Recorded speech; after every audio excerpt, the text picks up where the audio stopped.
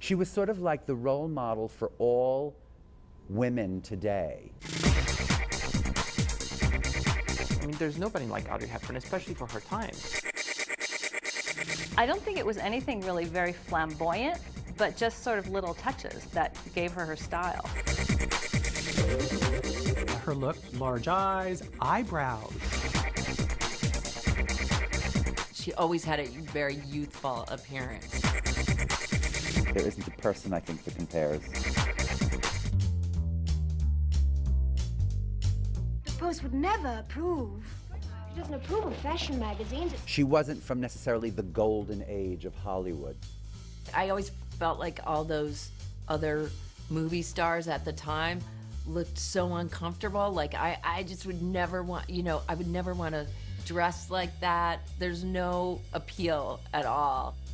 If you really think about who Hollywood was promoting, you're promoting, from the 40s, Rita Hayworth.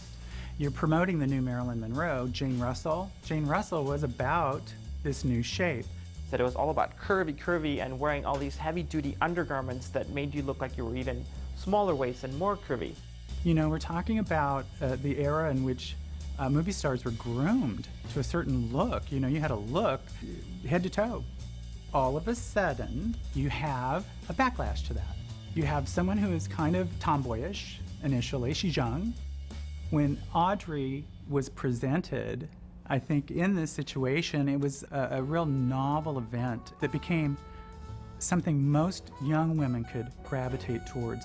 Right? She wasn't a big busty blonde like Marilyn Monroe. She was like a gamine little brunette. She was breaking all the rules in Hollywood. Whether it was her style or her haircut or her, she really didn't fit in, but she embraced that. She made that work to her advantage. She sort of ushered in a whole different era of body shapes. Remember, she had big ears. She thought she had big ears. Big eyes, long neck, broad shoulders, tiny waist, big feet. She wore flats. She really brought in a whole new era in how men viewed women, and fashion designers especially. Audrey Hepburn's body is sort of the dream body to work with. Audrey Hepburn is sort of like the pre-Kate Moss of her time. And all of a sudden it was this little like elfin kind of little body type that sort of changed the entire perception that we have of a lot of body frames. I like to sit a sidewalk cafe and look in shop windows, walk in the rain. Audrey's movies capture that cinematic quality about clothing. The costume designer's job is to communicate through associative elements that people immediately pick up on without having to say a word. A fashion designer is someone who creates a vision or a look, generally for a season around a theme, and they're creating what's next. Edith Head became a sketch artist at Paramount Pictures in 1925 and eventually worked her way up into head designer and would be assigned to all the top projects. And how she became involved with Audrey would have been the film Roman Holiday.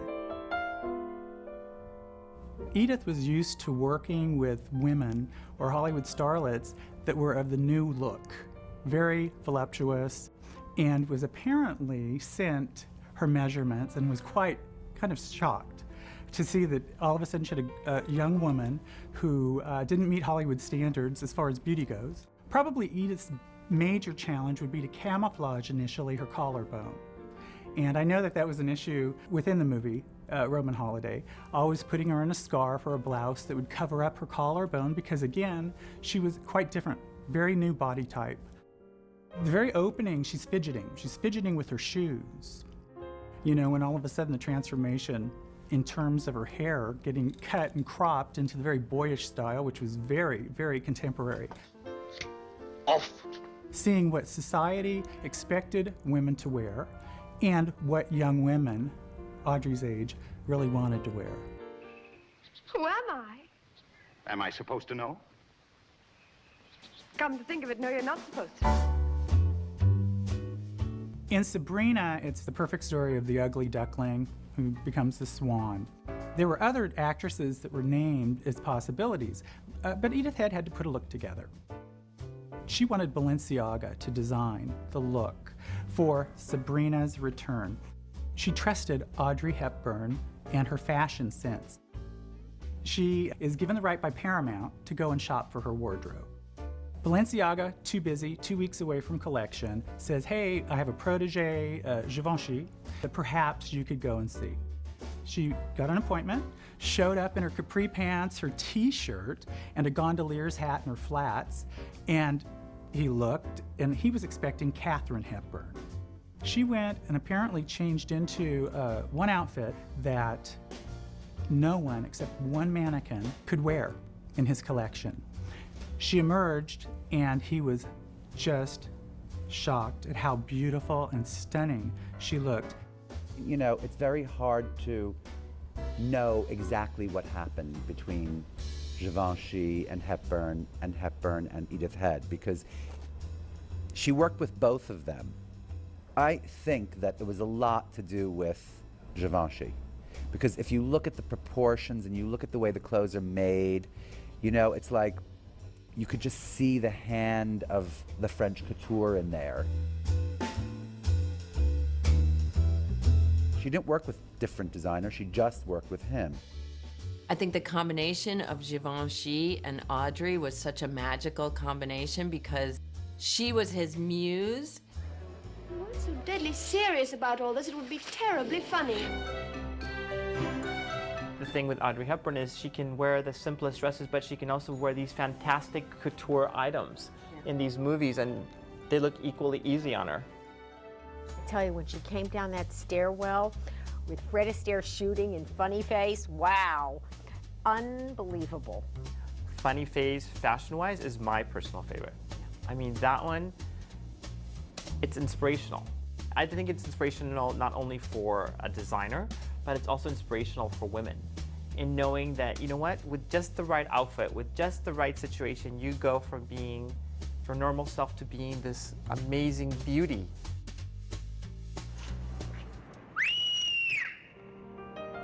I never could do that. It's easy. It's like before Sex and the City, there was Breakfast at Tiffany's. Breakfast at Tiffany's, you know the story and what her character really does for a living. And so there were so many funny little accessories that became trends. The sunglasses. You had the whole idea of bangles and the pearls that she would accessorize with, sleeveless dresses.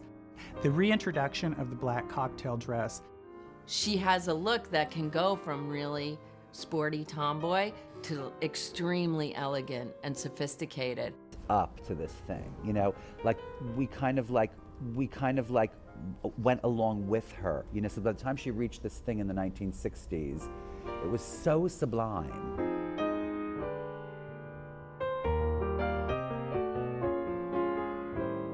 In her heyday in Hollywood, I don't feel like women appreciated her look as much as we appreciate it now.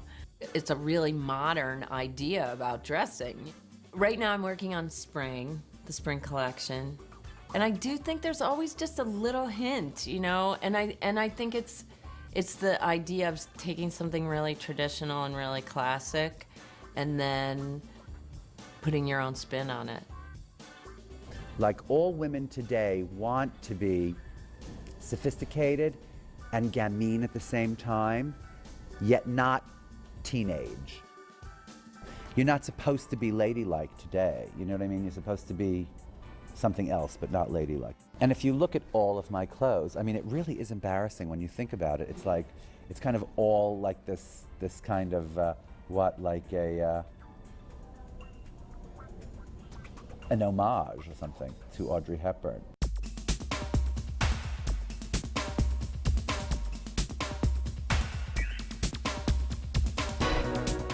How is it that we're suddenly inspired by Audrey Hepburn? In Los Angeles, I'm kind of known for doing very feminine, sexy gowns. And I think Audrey Hepburn provides a counterpoint for me. She's always the thing that sort of keeps my clothing kind of grounded. A lot of my clients actually use the term like an Audrey Hepburn sort of style when they're describing a dress that they want me to make for them, especially when they're trying to refer to that demure quality. It doesn't necessarily have to be that it has to be an exact neckline, but it's more the essence of what they sort of think that Audrey Hepburn embodies. This is Gabrielle, and she's actually wearing something that actually is inspired by My Fair Lady, which is very, very relaxed, easy, kind of turn of the century, loose empire waist, but also kind of a little bit conservative on the top, which is really nice, but it's actually the back that balances out the covered on the front. It's actually such an easy dress to wear. You can wear it if you're 50-something, you can wear it if you're 16. This is a great example of sort of like what an Audrey Hepburn, if she was to be wearing color, could also be. If you have an Audrey Hepburn hairdo, which is very small, it's kind of slightly boyish. Yeah. You can wear extremely feminine clothing without feeling like you're being sort of, what do you call it, like a stereotype. You're not being a stereotype of this poofy sort of girly thing. So tell us about this very Audrey Hepburn but very modern dress. Well, it's sort of taking that little black shift and reinterpreting it. You can't serve it the same way that was originally done. So it's got a lot more of a rock and roll edge. The corset in the middle is actually like tooled leather. And even the jacket that we put with it, it has to be a little more deconstructed, almost sort of a little bit messed up. So it's not so your mom's dress.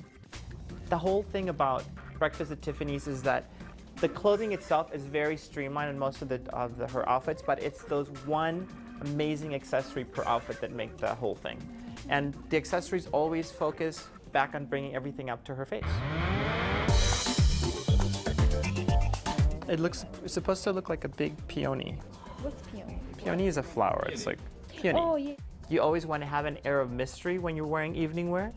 I understand this dress was inspired by Funny Face. Tell us all about this incredible dress. It's actually inspired by the scene in Funny Face where she's inspired by like the winged Venus sort of, and she's running down the stairs with that red dress, but we had to do it in a way where it was sort of our own version. So it's kind of a little Grecian inspired, but it still has that sweetness about it. It's not really about showing anything except a gorgeous shoulder or a fabulous haircut, which obviously she had in that scene already. But it always has to be sort of effortless too.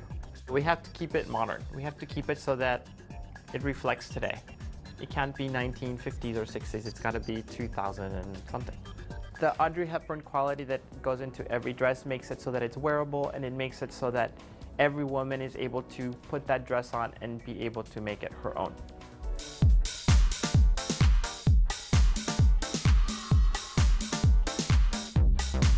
Trina, I always associate your look with casual glamour, a really elegant American sportswear look. Can you talk to us a little bit about how you ended up in that particular niche that you're so good at? I like classic looks, and I just think that there's certain pieces that always look good. And Audrey Hepburn was an instant relationship with what you do. She's somebody who is, a style icon, and I think that for any designer, you reference Audrey Hepburn. The things that she is sort of famous for and her iconic pieces are really things that can build a wardrobe on. I mean, a trench coat, a skinny black pant, a ballet flat, a striped t-shirt, a white shirt, a little black dress. All those things are basically what any well-dressed woman really has to have in her closet. Well, Trina, talk about a must-have piece. I mean, everybody's got to have one of these trench coats. I always think of a khaki trench coat when I think of Audrey because of the last scene in the rain, in Breakfast at Tiffany's. There's a fine line between old and classic and looking new trench, which this does. I think part of it is the length. I think that if it hits like at the knee or above the knee, it looks fresher than if it's sort of a traditional men's trench coat length, which would often hit below the knee. Black turtleneck with a trench coat, I think, looks good on everybody. Anybody's gonna look great in this, absolutely. Trina, first thing, tell us everything in this look that we could reference back to Audrey Hepburn. Well, I guess first, the sort of cap sleeve blouse. I think she wore all different versions of blouses. I think that twist in the front sort of references what she used to do with the men's shirts, which was take the shirt tails and wrap them around her skinny waist. Also, the skinny pant again with the flats. That's sort of something that I think is very Audrey. Instantly, I heard you say, let's put the sunglasses on top of the head. Yes. And the collar. And the collar up. I guess those are just kind of Audrey things. There was a very playful spirit to her and how she dressed as well. Can you talk to us a little bit about that and this look? I think that I have seen a lot of publicity shots of her, just sort of, you know, Hollywood at home kind of pictures. And I always think of these very short shorts as very Audrey. I guess there was also a scene in Sabrina where she was washing a car, where she was wearing short shorts. I just associated short shorts with her probably because of her long dancer legs. Exactly. And how great can a person look just with a pair of shorts and a blouse? Classic pieces are absolutely the most difficult thing to design. Would you agree with that? Because they have to have something. They do have to have a little bit of a twist, and I think they have to fit better. This sweater is it's called the Shiro sweater, and it was inspired by a vintage sweater that I had. But we changed it up a little bit. We made the collar a little higher, and we gave it a little bit more of a trapeze shape. The big buttons, though, are definitely from the vintage sweater and are similar to some of the outfits that Audrey wore in Funny Face when she was working at the bookstore at the beginning of the movie.